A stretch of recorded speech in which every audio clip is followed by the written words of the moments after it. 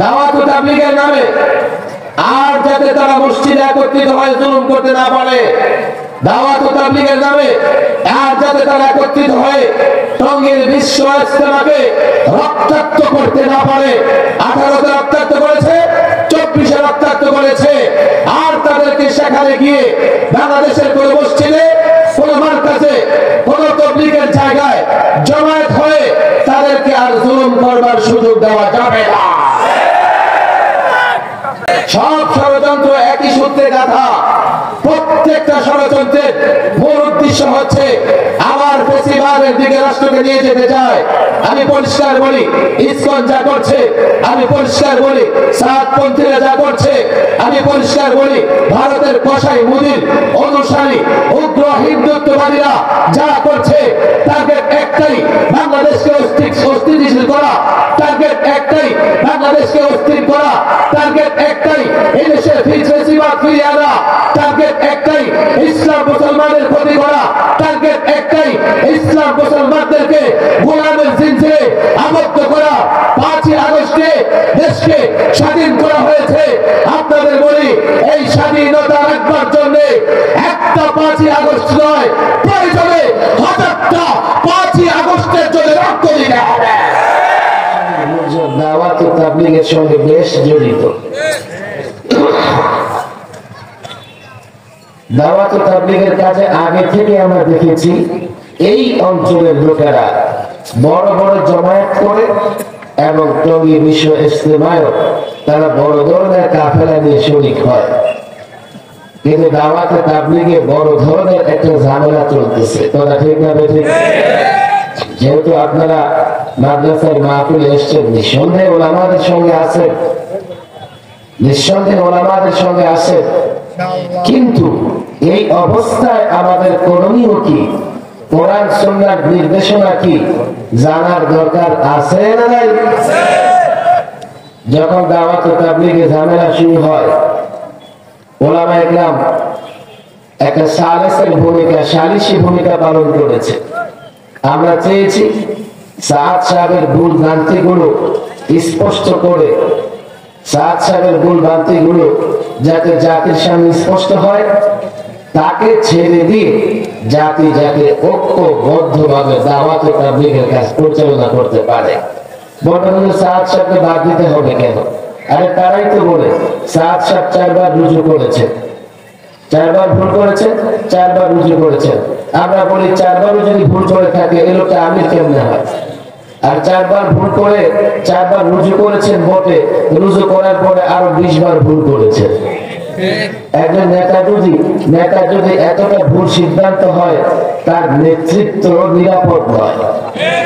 তার নেতৃত্বে যে কোনো সময় জাতি বিপদে পড়ে যেতে পারে। আমরা তো বলিনি সাদ সাহেবকে তাবলীগ থেকে ডিলিট করে দাও, আমরা শুধু বলছি তার নেতৃত্ব বিপজ্জনক। আর তার নেতৃত্বে আসা এটাও কোনো শরঈ পদ্ধতিতে হয় নাই, এটাও কোনো বোধগম্য পদ্ধতিতে হয় নাই। অটোমেটিক তিনি নেতা হয়েছেন এবং নেতৃত্ব লাভের পরে এতটা ভুল তিনি করেছেন, এটা দাওয়াত ও তাবলীগের জন্য হুমকি। আমরা চেয়েছি এই দুই গ্রুপকে একসঙ্গে করে যাতে বাংলাদেশে দ্বীনি দাওয়া এবং তাবলীগের কাজ সঠিক মতো চলে। হুজুর কেন চেষ্টা করেছেন? সেটাও চেষ্টা করেছি কোরআনে কারীমের নির্দেশের কারণে। অনেক ওলামায়ে কেরাম এখানে আছেন, হয়তো অনেকে এখানে আছেন দাওয়াত ও তাবলীগের সঙ্গে জড়িত। কোরআনে কারীমের একটা মূল নীতি হচ্ছে ওয়াইন তাইফাতান মিনাল মুমিনিনা ইকতাতালু ফাআসলিহু বাইনাহুমা। যদি মুমিনদের দুটি গ্রুপ কিতাল করে, ঝগড়াঝাটি করে, নির্দেশ কি? ফাআসলিহু বাইনাহুমা। যারা গন্ডগোলের বাইরে আছেন অন্যান্য মুসলিমরা, তারা তাদের ভিতরে সুলহ করে দেবেন, তাদের ভিতরে মীমাংসা করে দেবেন। এটাই হচ্ছে কোরআনে কারীমের নির্দেশ। বুঝবার চেষ্টা করেন। লম্বা সময় পর্যন্ত আমরা চেষ্টা করেছি, বিশেষ করে আমরা যারা জাতীয় রাজনীতির সঙ্গে জড়িত, আমরা কোন পক্ষকে কটাক্ষ করি নাই, কোন পক্ষকে হ্যায় করি নাই, কোন পক্ষকে ছোট করি নাই। কিন্তু পর্যায়ক্রমে আমাদের কাছে যখন স্পষ্ট হতে লাগলো একদল তো দেশি ব্র্যান্ডের, দেশীয় ব্র্যান্ডের তাবলীগ করে, আর আরেক দলের কলকাঠি নাড়া হয় দিল্লি থেকে, আরেক দলের সুতা ধরে টান দেওয়া হয় ইসরায়েল থেকে। আমরা তখনই সিদ্ধান্ত নিয়েছি মোটামুটি যে না, এই সাতপন্থী যারা নিজেদের দাবি করে ওরা এই বাংলাদেশে দাওয়াত ও তাবলীগ নয়, ওরা দাওয়াত ও তাবলীগের কাজকে মূলত ক্ষতিগ্রস্ত করতে চায়। কিন্তু জাতিকে বলে জাতি বুঝতো না। 18-তে প্রথমবার তারা হত্যাকাণ্ড সংঘটিত করেছে, এবার 24-এ এসে হত্যাকাণ্ড সংঘটিত করেছে। গোয়েন্দা রিপোর্টে বের হয়ে আসছে তাদের পেছনে কারা কারা। আমি সাধারণ দাওয়াত ও তাবলীগের সাথীদের কথা বলতেছি না, সাতপন্থী নেতাদের সঙ্গে আমাদের সাধারণ কিছু সাথীও জড়িয়ে আছে, কিন্তু তাদেরকে ভুল বোঝানো হয়েছে। প্রকৃতপক্ষে যারা নেতৃত্ব দিচ্ছে তাদের ভেতরে র এবং মোসাদের এজেন্ট আছে, এটা পত্র পত্রিকায় বের হয়ে এসেছে। আমরা সোলা চেয়েছি, আমরা মীমাংসা চেয়েছি, শেষ পর্যন্ত আমরা ওলামাদের মাথা হাতে কাজ হোক এটা কেন চেয়েছি? এটাও কোরআনের নির্দেশনা অনুযায়ী। তো ফাইন বাগাত ইহদাহুমা আলাল উখরা, ওলামায়ে কেরাম এখানে আছেন, আপনারা মসজিদের মিম্বরে বসে বসে জাতিকে বুঝিয়ে দেবেন। একটা সময় পর্যন্ত সোলা চেয়েছি, এখন আমরা সোলা মীমাংসা চাই না। কেন চাই না জানেন? কোরআনের পরবর্তী নির্দেশনা হচ্ছে ফাইন বাগাত ইহদাহুমা আলাল উখরা, এই দুই গ্রুপের মধ্যে সোলাহ করে দাও, সোলাহ করে দাও। কিন্তু একদল যদি আরেক দলের উপরে বাগাবাত করে বসে, একদল যদি আরেক দলের উপরে আগ্রাসন চালায়, একদল যদি আরেক দলের উপরে আঘাত করে, তখন তোমরা কি করবে? তখন তোমরা কি করবে? ফাকাতিলুল লাতী তাবগী, ফাকাতিলুল লাতী তাবগী, যারা বাগাবাত করেছে, যারা হত্যা করেছে, যারা হত্যাকাণ্ড সংঘটিত করেছে, কাতিলু কাতিলু, তাদের বিরুদ্ধে যুদ্ধ করো, তাদের বিরুদ্ধে কিতাল করো, তাদের বিরুদ্ধে সংগ্রাম করো। এই হচ্ছে কোরআনে কারীমের দ্বিতীয় নির্দেশনা। আমরা যখন দেখেছি 18-তে এবং সর্বশেষ এই 24-এ এসে 4 জন নিরীহ সিজদারত অবস্থায়, 4 জন নিরীহ সিজদারত তাহাজ্জুদরত ঘুমন্ত দাওয়াত ও তাবলীগের সাথীকে তারা হত্যা করেছে। তারা বাগী, তারা বিদ্রোহী, তারা বিশৃঙ্খলাকারী। কোরআনের বিধান অনুযায়ী এখন আমরা নীরব থাকতে পারি না, আমরা তৃতীয় পক্ষ থাকতে পারি না। যারা বাগাবাত করেছে তাদের বিরুদ্ধে আমাদের অবস্থান নিতেই হবে। হত্যাকাণ্ড চারটিখানি কথা না, এই জমিনে সবচেয়ে বড় অপরাধ হত্যাকাণ্ড সংঘটিত করা। কথাগুলো আমার নয়, আপনাদের হাতে পায়ে ধরি, বুঝবার চেষ্টা করেন। ومن يقتل مؤمنا متعمدا فجزاؤه جهنم خالدا فيها وغضب الله عليه ولعنه وأعد له عذابا عظيما। চারটা শাস্তি ভয়াবহ, চারটা শাস্তি এখানে আছে। এক, শুনে কেউ যদি কোন মুমিনকে ইচ্ছাকৃতভাবে হত্যা করে, ফাজাযাউহু জাহান্নাম, তার ঠিকানা হবে জাহান্নাম। হত্যাকারী কোথায় যাবে? বলে কোথায় যাবে? আমার কথা না, কোরআনের কথা। আলেমরা আছে, যদি আপনাদের মনে হয় আমি ভুল তর্জমা করতেছি, ঘরে গিয়ে একটা বাংলা তর্জমা মিলাই নেবেন। 1 নম্বর শাস্তি, ومن يقتل مؤمنا متعمدا فجزاؤه جهنم خالدا فيها। কেউ যদি কোন মুমিনকে ইচ্ছাকৃতভাবে হত্যা করে, তার ঠিকানা, তার বদলা হবে জাহান্নাম, সর্বদা থাকবে। 2, আমরা কেউ চাই না আল্লাহ আমাদের উপর অসন্তুষ্ট হোক।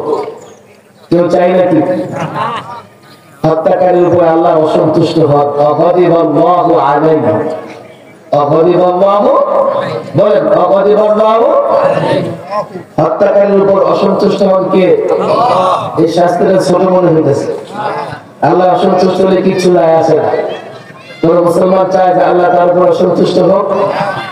3, ওয়ালাআনাহু, আল্লাহ তার উপর লানত করে। হত্যাকারীর উপর আল্লাহ লানত করেন। 4, আ'আদ্দা লাহু আযাবান আযীমা, আল্লাহ তার জন্য কঠিন শাস্তি, ভয়াবহ শাস্তি প্রস্তুত করে রেখেছে। কোরআনুল কারীমে কাবিল এবং হাবিলের হত্যাকাণ্ডের ঘটনা বর্ণনার পরে আল্লাহ একটা বিধান লিখে দিয়েছে, মান কাতালা নাফসান বিগাইরি নাফস আও ফাসাদিন ফিল আরদ ফাকান্নামা কাতালান নাস জামিআ। হত্যাকাণ্ড কত ভয়াবহ অপরাধ। তো কোন ব্যক্তি যদি কাউকে অন্যায় বলে হত্যা করে, বুঝবেন যে সে একজন ব্যক্তিকে হত্যা করে নাই, গোটা মানব জাতিকে হত্যা করে ফেলেছে। হাদিসের বর্ণনাগুলো তো আরো ভয়াবহ কঠিন শাস্তির বার্তা দেয়। সেটা কি? সিবাবুল মুসলিমি ফুসুকুন ওয়া কিতালুহু কুফর। কোন মুসলমানকে গালি দেওয়া অন্যায়, আর কোন মুসলমানকে হত্যা করা কুফর, কুফরি কাজ। এত বড় অন্যায় হত্যাকাণ্ড সংঘটিত করেছে, মানে তারা বাগাবাদ করেছে, বিদ্রোহ করেছে। এখন আর নীরব থেকে উভয় পক্ষকে সলাহ করার চিন্তা করার কোন সুযোগ নাই। তারা হত্যাকারী, দুনিয়াতেও তাদের হত্যার বিচার হবে। গ্রেফতার হচ্ছে, আজকেও একজন গ্রেফতার হয়েছে, দুনিয়ার আদালতেও তাদের বিচার হবে, এবং মরার পরে আল্লাহ যে শাস্তির ঘোষণা দিয়েছেন সেই শাস্তি গুলো তাদের বহন করতে হবে। কথা ঠিক না বেঠিক? দাওয়াতুল তাবলীগ আমি পরিষ্কার কথা বলি, দেখেন এখন আপনারা একটা হাদিসের উপর আমল করবেন, আপনাদের করণীয়। তারা ভয়াবহ কাজ করেছে। একটা হাদিস, উনসুর আখাকা যালিমান আও মাজলুমা, তোমার ভাইকে সহযোগিতা করো, জালেম হলেও সহযোগিতা করো, মাজলুম হলেও সহযোগিতা করো। সাহাবায়ে কেরাম প্রশ্ন করলেন, ইয়া রাসূলুল্লাহ, মাজলুমকে তো সহযোগিতা করা যায়, বুঝলাম, জালেমকে কেমনে সহযোগিতা করব? জালেমকে কেমনে সহযোগিতা করবেন? জালেমকে তার জুলুম থেকে বিরত রাখতে হবে। দাওয়াতুল তাবলীগের নামে আর যাতে তারা মসজিদে একত্রিত হয়ে জুলুম করতে না পারে, দাওয়াতুল তাবলীগের নামে আর যাতে তারা একত্রিত হয়ে টঙ্গীর বিশ্ব ইজতেমাকে রক্তাক্ত করতে না পারে। 18তে রক্তাক্ত করেছে, 24-এ রক্তাক্ত করেছে। আর তাদেরকে সেখানে গিয়ে বাংলাদেশের কোন মসজিদে, কোন মার্কাজে, কোন তাবলীগের জায়গায় জমায়েত হয়ে তাদেরকে আর জুলুম করবার সুযোগ দেওয়া যাবে না। এটাই হচ্ছে জালেমকে সহযোগিতা করা। মাজলুমকে কেমনে সহযোগিতা করবেন? এই মাজলুমের এই বাংলাদেশে দাওয়াতুল তাবলীগের কাজ করবে, কোন বিশৃঙ্খলাকারী দাওয়াতুল তাবলীগের কাজ করবে না। এই জন্যই করবে না, তারা মূলত দাওয়াতুল তাবলীগের কাজ করে না, তারা মূলত দাওয়াতুল তাবলীগের কাজকে নষ্ট করতে চায়। কথা ঠিক না বেঠিক? মাজলুমকে সহযোগিতা করবেন যারা উলামাদের তত্ত্বাবধানে মসজিদে দাওয়াতুল তাবলীগের কাজ করতে যায়, তাদেরকে নিরাপত্তা দেবেন যাতে জালেম তাদের উপরে আঘাত করতে না পারে। কথা ঠিক না বেঠিক? এই সমস্ত গন্ডগোল একই সূত্রে গাঁথা। আমি প্রায় বলি ফেসিবাদ বিদায়ের পরে একদিকে বের হয়ে গেল রিকশা লীগ, আবার কিছুদিন বের হলো ভ্যান লীগ, এরপরে বের হলো সিএনজি লীগ, এরপরে বের হলো সংখ্যালঘু লীগ, এরপরে ইসকন লীগ, এখন বের হয়েছে সাদ লীগ। একই সূত্রে গাঁথা, সব একই সূত্রে গাঁথা। টার্গেট একটাই, ফেসিবাদ যেভাবে ওলামাদের উপর টর্চার করেছে, এই প্রত্যেকটা লীগের কাজ হচ্ছে আবার ওলামাদের উপরে টর্চারের ক্ষেত্র তৈরি করা। ফেসিবাদ যেভাবে ইসলামকে ধ্বংস করবার ষড়যন্ত্র করেছে, এই ফুলপুরে একাধিক মাহফিল বন্ধ হয়ে গেছে। কথা ঠিক না বেঠিক? সে কোথায় আসে না গেছে, সেও গেছে, তার কাউয়াও গেছে, পালাবো না। কিন্তু এখন কি আর কাউয়ার আওয়াজ শোনা যায়? আছে না পালাইছে? আছে কাউয়ার আওয়াজ শুনতে পান আপনারা? এই ফুলপুরে কাউ আছে না গেছে? অনেক মাহফিল বন্ধ করছে না? অনেক মাহফিলে বাধা দিছে না? এখন মাহফিলের অনুমতি লাগে? কিচ্ছু না। আমরা 16 বছর দেখেছি, আপনি ভান্ডারিগিরি করবেন, অনুমতি লাগবে না। আপনি পূজা উদযাপন করবেন, অনুমতি লাগবে না। নাচবেন গাইবেন, অনুমতি লাগবে না। অনুমতি লাগতো শুধু মাহফিল করলে। কথা ঠিক না? 16 বছরে অনেক জুলুম করেছো, পরিণতি তোমাদের এমন হয়েছে। এই 53 বছরে অনেক ক্ষমতার পালাবদল হয়েছে, ক্ষমতা ছেড়ে কাউকে পালাতে হয় নাই। আর তোমরা ক্ষমতা ছেড়ে এক মুহূর্ত দেশে থাকতে পারো না। সব ষড়যন্ত্র একই সূত্রে গাঁথা। প্রত্যেকটা ষড়যন্ত্রের মূল উদ্দেশ্য হচ্ছে আমার ফেসিবাদের দিকে রাষ্ট্রকে নিয়ে যেতে চায়। আমি পরিষ্কার বলি, ইসকন যা করছে, আমি পরিষ্কার বলি সাতপন্থীরা যা করছে, আমি পরিষ্কার বলি ভারতের কসাই মুদির অনুসারী উগ্র হিন্দুত্ববাদীরা যা করছে, টার্গেট একটাই, বাংলাদেশকে অস্থিতিশীল করা। টার্গেট একটাই, বাংলাদেশকে অস্থির করা। টার্গেট একটাই, এদেশে ফেসিবাদ ফিরিয়ে আনা। টার্গেট একটাই, ইসলাম মুসলমানের ক্ষতি করা। টার্গেট একটাই, ইসলাম মুসলমানদেরকে গোলামের জিনজিরে আবদ্ধ করা। 5ই আগস্টে দেশকে স্বাধীন করা হয়েছে। আপনাদের বলি, এই স্বাধীনতা রাখবার জন্য একটা 5ই আগস্ট নয়, প্রয়োজনে 1000টা 5ই আগস্টের জন্য রক্ত দিতে হবে। সজাগ থাকবেন, সতর্ক থাকবেন। অনেক কথা বলা দরকার। দেশের বিরুদ্ধে যত ষড়যন্ত্র হচ্ছে, টার্গেট একটা, ইসলামকে ধ্বংস করো। টার্গেট একটাই, পৌত্তলিকতা প্রতিষ্ঠা করো। টার্গেট একটাই, মূর্তি পূজা প্রতিষ্ঠা করো। একটা স্লোগান তাদের দলের প্রত্যেকটা নেতা কর্মীর ভিতরে তারা ঢুকাই দিছিল। কি স্লোগান? ধর্ম যার যার উৎসব সভা। এই জন্য আমরা দেখতাম তাদের দলের নেতা কর্মীরা পূজা উৎসবে যাইত। ধর্ম যার যার উৎসব সবাই কুফরি স্লোগান। কেন কুফরি স্লোগান? এই স্লোগানটা দেওয়া হয় যখন মূর্তি পূজার সময় আসে। তোমরা ঠিক না বেশি? আচ্ছা, তো ধর্ম তোমার উৎসব সবার, এর মানে হচ্ছে চলো সবাই মিলে মূর্তি পূজা করি। মূর্তি পূজা করা কুফরি, কাফের, বেঈমান, মুশরিকদের কাজ। করা ঠিক না বেশি? আমার এই স্লোগানটা কুরবানির সময় দেয় না। চলো না কুরবানির সময় স্লোগান দাও, ধর্ম যার যার উৎসব সবার, চলো সবাই মিলে কুরবানির গোশত খাই।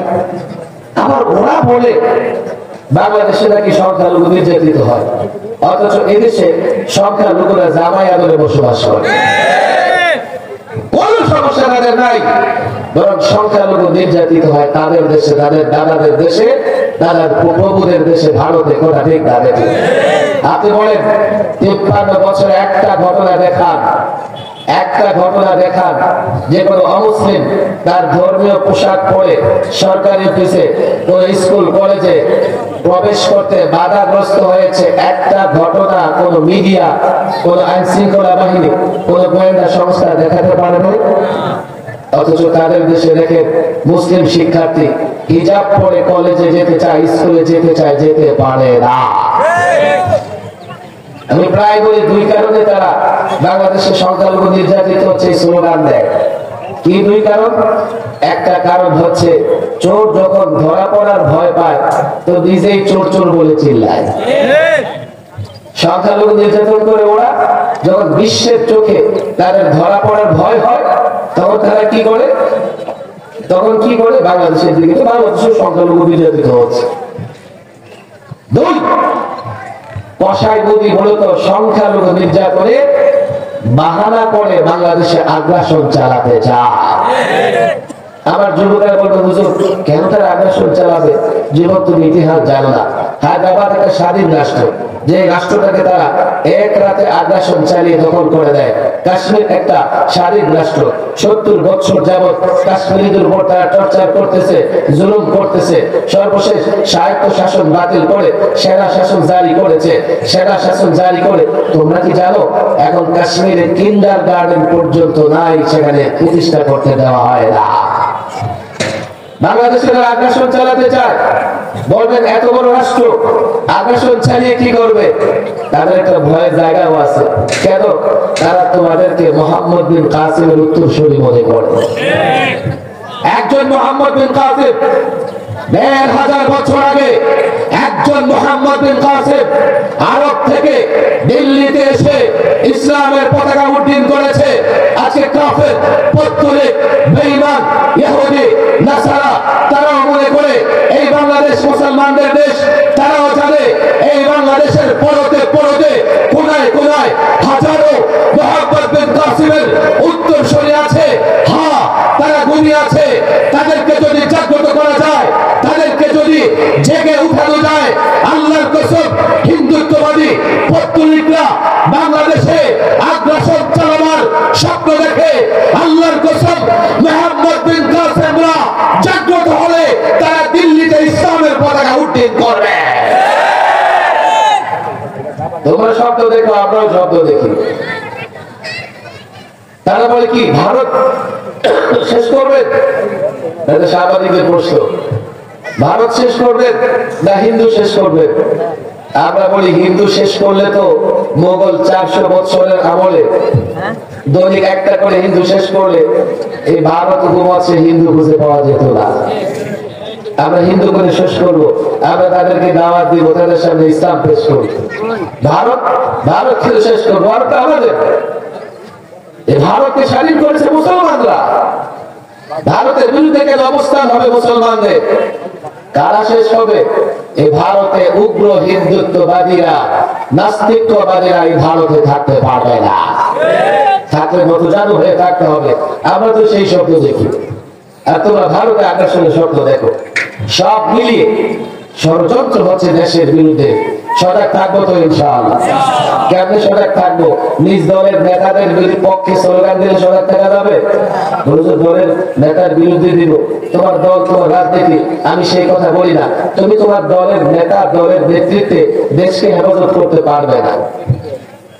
কেন?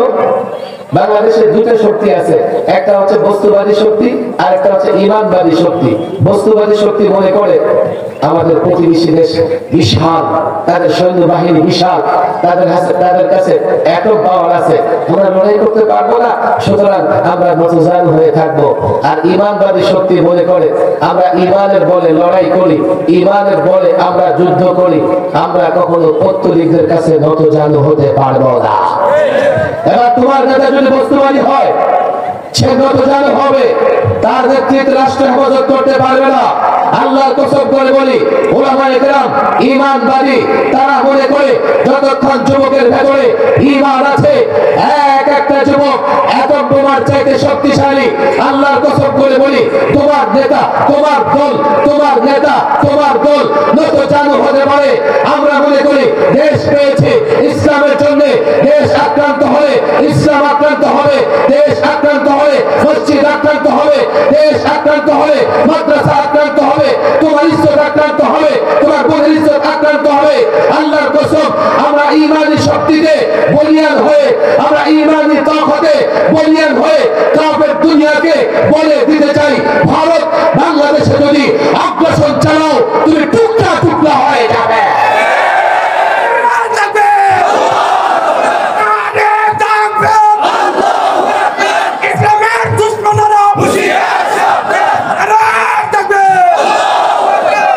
ঈমানী শক্তিতে বলিয়ান হবো তো ইনশাআল্লাহ, না বস্তুবাদী নেতাদের পিছনে দৌড়াবো, যারা নিজের দেশের চাইতেও বেগমপাড়া মালয়েশিয়াকে বেশি মহব্বত করে। কথা ঠিক না বেঠিক? যারা দেশের অর্থ রাখার চাইতেও পাচার করাকে বেশি মহব্বত করে। গত 16 বছরে 22 লক্ষ কোটি টাকা পাচার হয়েছে। এই পরিমাণ টাকা পাচার হয়েছে, এই বাংলাদেশ থেকে 5 বছর চালানো যাইত। সেই নেতাদের দিয়া দেশ রক্ষা হবে না। এই জন্য ওলামাদের নেতৃত্বে ঐক্যবদ্ধ থাকবো তো ইনশাআল্লাহ। হাত তুলে ওয়াদা করে, হাত তুলে ওয়াদা করে, ওলামাদের নেতৃত্বে ঐক্যবদ্ধ থাকবো তো ইনশাআল্লাহ। এই ফুলপুর বালিয়া গিয়াসউদ্দিন বালিয়া, হযরত গিয়াসউদ্দিন বালিয়া মরহুম আল্লামা মুফতি আমিন রাহিমাহুল্লাহর সঙ্গে তাদের কাঁধ মিলিয়ে এদেশে কোরআনী শাসন প্রতিষ্ঠার কাজ করেছেন। এখনকার ওলামা, ছাত্র জনতা, আপনারা কি ওয়াদা করবেন আমরা যদি আবার কোরআনী শাসন প্রতিষ্ঠার জন্য কাজ করি, আমাদের সঙ্গে থাকবে তো ইনশাআল্লাহ? আমরা ডাকলে যাবেন তো ইনশাআল্লাহ? আমাদের সহযোগিতা করবেন তো ইনশাআল্লাহ? আল্লাহ তাবারক ওয়া তাআলা এই বিশাল মাজমাকে কবুল আর মঞ্জুর করে দিন। আসলে আর অনেক কথাই বলার ছিল, কিন্তু এখান থেকে শহরে যেতে হবে, ওখানে ইত্তেফাকুল মাদারিসের প্রোগ্রাম আছে। মূলত এই দুইটা প্রোগ্রামই আমার শিডিউলের বাইরে। মূল প্রোগ্রাম ঢাকাতে 3টা প্রোগ্রাম, এই জন্য দ্রুত এখান থেকে গিয়ে ঢাকার প্রোগ্রামগুলোতে অংশগ্রহণ করতে হবে। আপনাদের দোয়া চাই। আবারও বলি, ফুলপুরের আলেম ওলামা আল্লামা মুফতি আমিন রাহিমাহুল্লাহ এই অঞ্চলে অনেক কাজ করেছেন। আমরা এখন আল্লামা মুফতি আমিন রাহিমাহুল্লাহ এবং হাফিজ হুজুর রাহমাতুল্লাহ আলাইহি তাদের আদর্শ সামনে রেখে কাজ করতে চাই। আপনাদের সহযোগিতা চাই, আপনাদের দোয়া চাই। আল্লাহ তাবারক ওয়া তাআলা যেন এই আকাবের আসলাফদের পথ ধরে আমাদের কাজ করার তৌফিক দান করেন। ওয়া মা তাওফিক